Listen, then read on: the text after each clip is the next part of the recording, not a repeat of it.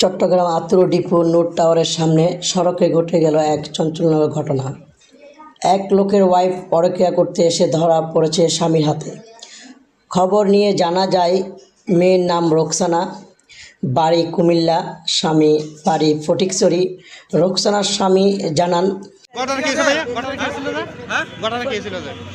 আমার ওয়াইফ একটা ছেলের লাগে পরকীয়া করে। আমি আজকে সারাদিন বাসায়, ও সারাদিন বাসায়, বুঝছেন। ও বলতেছে কি ওর বড় ভাইয়ের বাসায় যাচ্ছে, এই কথা বলি সে ঘর থেকে বেড়েছে, বুঝছেন। আমি বলতেছি আমি এটিএম কার্ডে যাচ্ছি, সন্ধ্যাবেলা এসে ফোলা ভাইয়ের টাকা বাড়াইতে হবে।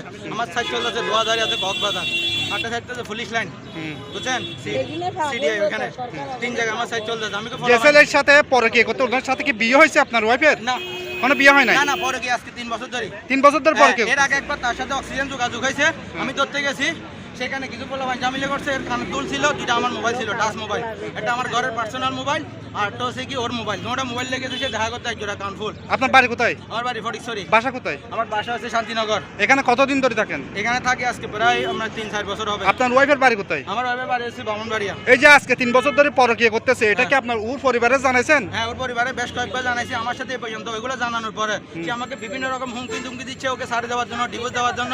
আমাকে 7বার সাক্ষী বসাইছে, বিচার বসাইছে। কোন জায়গায়? শান্তিনগরে। আপনার এখানে সারা শান্তিনগরের নেতা আছে, আমি বলতাম আবু মুসা, ওইখানের মামুন। এখন ছেলেটা কোথায়? শাকিল। ছেলেটা যে এখানে আপনার ইয়াতে চাকরি করে, নোট টাওয়ারে চাকরি করে, 3 তলায়, বুঝছেন। ওর সাথে বইটা না? হ্যাঁ, যেদিন সে 19 তারিখ বামনবাড়িয়া থেকে আসছে। আপনার বোন নাম কি? হ্যাঁ, নাম কি? রোকসানা। রোকসানা বোন নাম। আপনার নাম? যেদিন আমি বলি, যেদিন সে বামনবাড়িয়া থেকে 19 তারিখ আসতেছে, ওই দিন সে তার সাথে আপনার কুমিল্লা ক্যান্টনমেন্ট হোটেলে থাকি, সে সন্ধ্যার সময় গাড়িতে উঠছে, বুঝছেন। আমি তার ইয়াতে দেখছি, আপনার কি জানি কয়, এই আপনার ইমুতে দেখছি, বুঝছেন। এগুলো ওরা জিজ্ঞাসা করছে, ও বলছে রবিলের মারাসুদ এসে গালাগালি করে, বুঝছেন। আচ্ছা স্যার, আপনি আবার চিকিৎসা করলেন। আমার ওয়াইফ 3 বছর ধরে নোট টাওয়ারের এক ছেলের সাথে পরকীয়া করছে। আজকে আমার ওয়াইফ জানান, আমি ভাইয়ের বাসায় বেড়াতে যাচ্ছি, এই বলে ঘর থেকে বেরিয়ে যায়। রোকসানার স্বামী জানান, আমি একজন কন্ট্রাক্টর, বিভিন্ন সাইডে আমার কাজ চলছিল। কর্মচারীদের টাকা দেওয়ার জন্য নোট টাওয়ারের সামনে একটি এটিএম বুথ থেকে টাকা তুলতে যাই। টাকা তোলার পরে দেখলাম নোট টাওয়ারের 3য় তলায় আমার ওয়াইফ একটি ছেলের সাথে ঘোরাঘুরি করছে। ওই সময় আমি কাছে গিয়ে দেখি সে ছেলেটার সাথে হাত ধরে ঘোরাঘুরি করছে। ওই ছেলে 3 বছর ধরে আমার ওয়াইফের পরকীয়া করছে। যখনই আমি ওই ছেলেটিকে ধরতে যাই, ছেলেটি পালিয়ে যায়, তখন আমার ওয়াইফকে ধরে থাপ্পড় মারি। আমি রেগে গিয়ে তার গলা চেপে ধরি।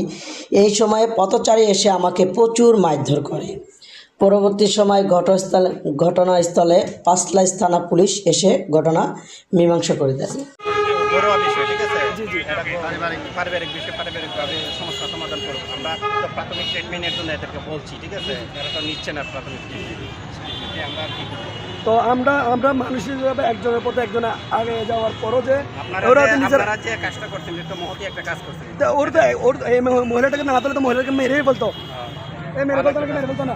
আইনানো কোনো সমস্যা সহযোগিতা লাগে আপনার ভাই যেতে না যাবেন। আচ্ছা, আপনি 3 বছর ধরে পরকীয়া করতে, এটা কতটুকু সত্য? সব এ করেছে শান্তিনগর বিধানসভার আরো 2বার হইছে।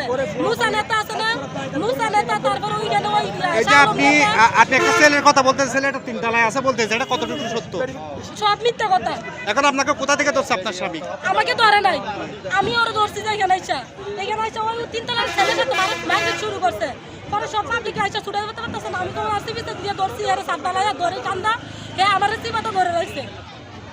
এই যে আপনার ছেলের সাথে, আপনার স্বামীর সাথে ওই ছেলের সাথে কি ঝগড়া আছে? পূর্ব কোনো ঝগড়া আছে? আগে থেকে এর লগে মানুষ ঝগড়াদের চলতেছে।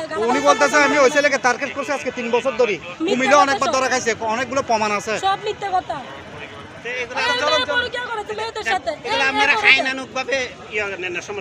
আপনি কি মামলা করছিলেন আগে? আমি কোর্টের মতো মামলা করেছি ওর নামে। ভাই একটু কি আমাকে বলেন তো একটু। আরে ভাই বলেন, এটা এখন আমাদের মার্কেটে ব্যবসার সময়। ওরা যদি আমাদের মার্কেটে ঢুকে ভাঙচুর করে, জামাইবো, সমস্যা এখানে বাসায় সমাধান করবো। এখানে মার্কেটে তো আমাদের মার্কেটে একটা ব্যবসা প্রতিষ্ঠানে লাখ লাখ কোটি কোটি টাকা ইনভেস্ট যেখানে হয়, সেখানে যদি ওরা মারামারি করে, আমাদের বিস্তিং করে, আমাদের ব্যবসায় ক্ষতি হয়। এখন আপনারা তো ধরে পুলিশ, আসলে উনি যে আহত হয়েছে গালে টালে দাগ দেখতেছি ওনার স্বামীর, আসলে এই ধরনের আহত কি এই সাধারণ পাবলিক করছে নাকি যে ছেলের কথা বলতে উনি করছে? আমি বলি আপনাকে, এখানে সমস্যা হচ্ছে যে এই মহিলার সমস্যা কীরকম মহিলার, ওনার সমস্যা ওই সমস্যা সমাধান করার জন্য ওরা যদি আশ্রয় চাইবে পুলিশ প্রশাসনের কাছে, আশ্রয় দেবে এলাকার যারা গার্জিয়ান আছে, সর্দার আছে, মুমির অফিসে তাদের কাছে। এখানে মার্কেটে এসে মারামারি করা এটা কি না, এটা প্রযুক্তি গ্রহণযোগ্য না। সমস্যা হচ্ছে ঠিক আছে, এই মহিলা যখন পিছিয়ে পিছিয়ে আছে মহিলাকে মারে ফেলতে নিচ্ছে, গলা চিপিতেছে লোকটা, আমি যতটুকু দেখছি। আচ্ছা। আমি 2 তলা থেকে নেমে কি পাচ্ছি না, কুল পাচ্ছি না।